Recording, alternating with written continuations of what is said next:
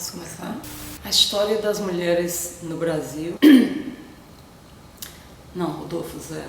Olá, nós vamos hoje fazer uma referência muito importante aos estudos da literatura brasileira no que trata da história das mulheres escritoras no Brasil. A gente tem aqui o romance Úrsula, publicado pela editora da Universidade Federal de Minas Gerais e pela editora Mulheres, da Universidade Federal de Santa Catarina, que é um romance publicado pela primeira vez em 1859, escrito por uma mulher negra, nascida nas mediações do Maranhão, mas escreveu e teve a sua formação na cidade de Guimarães, lá mesmo no interior do estado do Maranhão. Úrsula vem, de certa forma, refazer essa história de obscuridades contadas sobre as mulheres escritoras.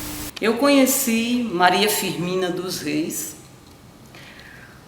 através de uma escritora do romance histórico sobre mulheres de Pernambuco, Luzilá Gonçalves Ferreira. Me interessou especialmente porque ela contradizia toda a saga relegada ao universo feminino no que tange à produção literária. Então ela tem uma pegada muito pesada em relação aos temas da literatura do universo feminino. Fala sobre escravidão e o feito mais importante da sua literatura é justamente se impor contra a literatura praticada naquela época, se de homens, se de mulheres, não interessa. Ela se insere num ambiente e num mercado em que, como ela mesma diz aqui no prefácio da sua obra, e esse prefácio é muito engraçado porque ele se mistura ao resto da narrativa, ele integra toda a narrativa. Ela diz que a literatura dela não é uma literatura formosa, que ela não soube aformoseá-la nos moldes do que se praticava naquele momento. E ela também adverte, né, para a possibilidade de não ser lida, de não ser entendida, de não ser interpretada, talvez como ela queria ser interpretada. É uma narradora que cria dois personagens densos, profundos, e que constrói a própria narrativa a partir de processos mentais, ou seja, uma psiconarrativa. Não estava aí presente a noção de tempo e espaço, não estava aí presente a ideia de sujeitos reais e sujeitos ficcionais. O que parece acontecer é que Maria Firmina dos Reis vai criar um novo tipo de narrativa brasileira, já em 1859. Então isso desfaz muito essa mística, essa história fácil contada sobre a história da narrativa brasileira, especialmente porque todas as características encontradas na obra, tanto no Conto à Escrava quanto no romance Úrsula, são aquelas características que vão ser atribuídas à literatura chamada de introspecção, que é a literatura que a gente vê, por exemplo, da Clarice Lispector. Uma narradora que opera através de processos mentais.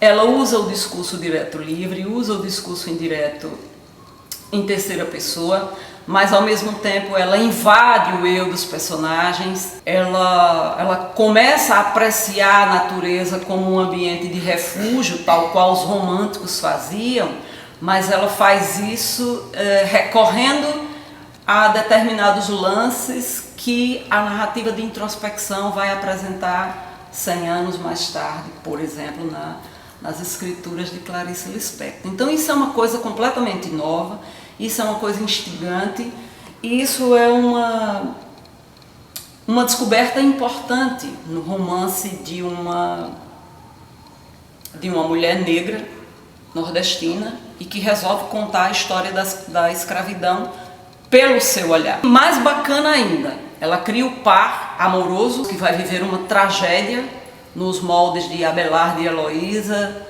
nos moldes Romeu e Julieta. Esse par que ela cria e que ela faz viver, né, que ela opera, enfim, o relacionamento deles sempre através de um sonho, ou seja, o encontro amoroso principia num sonho da personagem principal e acaba no encontro real dos dois amantes nas matas do Nordeste.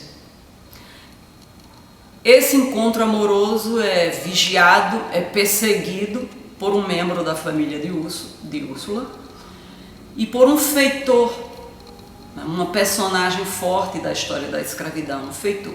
E ela tem, de certa forma, o aparato para os encontros de outros escravos.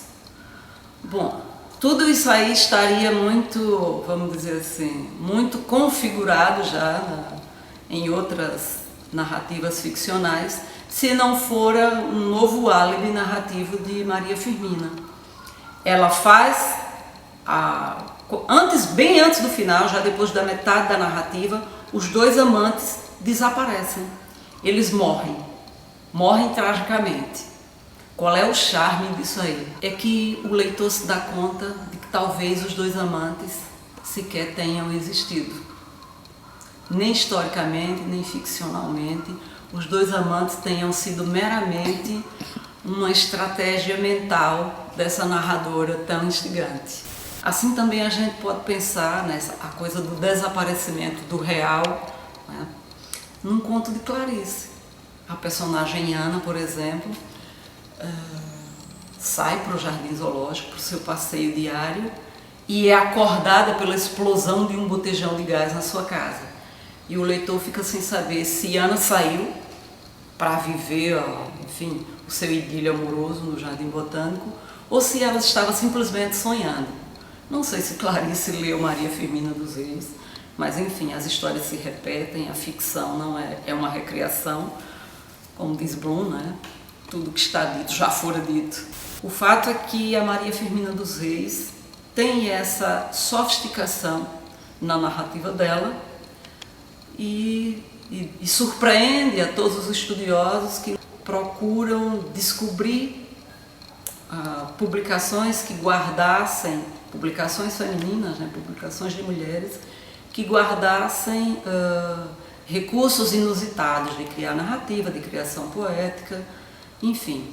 E descobriu-se, enfim, o romance brasileiro, que antecipou muita gente por aí. Antecipou Graciliano, antecipou Clarice, antecipou o próprio Lima Barreto, e não é a literatura, vamos dizer assim, fácil do ponto de vista narrativo e do ponto de vista da construção do par de amantes.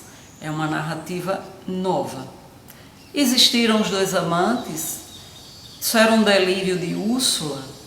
Não sabemos, nunca vamos saber. A literatura dela não se extingue em respostas. A literatura dela será ainda uma provocação para os leitores e para os pesquisadores ainda por muito tempo.